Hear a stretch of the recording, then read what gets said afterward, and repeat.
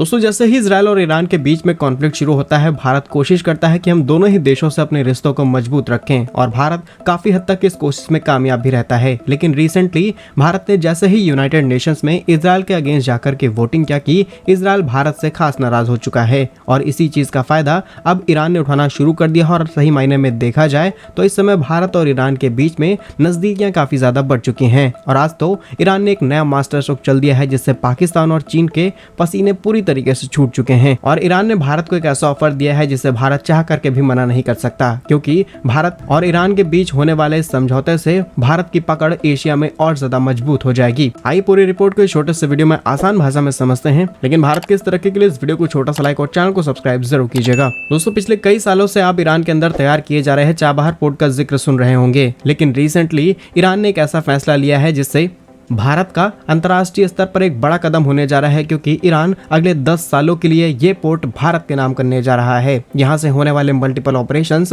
भारत के कंट्रोल में रहेंगे और भारत जैसे चाहे जिस तरीके से चाहे इस रूट से ट्रेड कर सकता है। और चाबहार पोर्ट मिलने का मतलब है कि रशिया और यूरोप जैसे देशों में हमारी कनेक्टिविटी और ज्यादा सस्ती और कम समय में होने लगेगी। और ऑलरेडी हम देख चुके हैं कि लगातार रेड सी पर किस तरीके से शिप्स पर हमले किए जा रहे हैं। ये रूट ऑलरेडी खतरों भरा है और इस रूट की लंबाई करीब 16,066 किलोमीटर की है। लेकिन अगर Bharat international north south transport corridor यानी कि जो चाबहार पोर्ट से जाने वाला रूट है सेंट्रल एशिया तक, इसकी दूरी सिर्फ 7,200 किलोमीटर की है, यानी कि भारत समय के साथ पैसा भी बचाने वाला है। बात की जाए रिसेंट डेवलपमेंट की तो केंद्रीय मंत्री सबरन सोनेवाला सोमवार को ईरान के लिए रवाना होंगे और ईरान में जाकर के भारत और चाबहार पोर्ट के इसी इंपॉर्टेंट प्रोजेक्ट के लिए समझौते पर हस्ताक्षर किए जाएंगे और इसके बाद अगले एक दशक के लिए यह पोर्ट भारत को दे दिया जाएगा। और इससे पहले भी भारत के शिपिंग मंत्री सोनेवाला ठीक एक साल पहले करीब मई 2023 को म्यांमार के सितवे बंदरगाह का उद्घाटन करते हैं, जिससे भारत ने एक लंबे समय के बाद अपने हाथ में लिया है। ये दोनों ही इंटरनेशनल पोर्ट्स भारत के लिए एक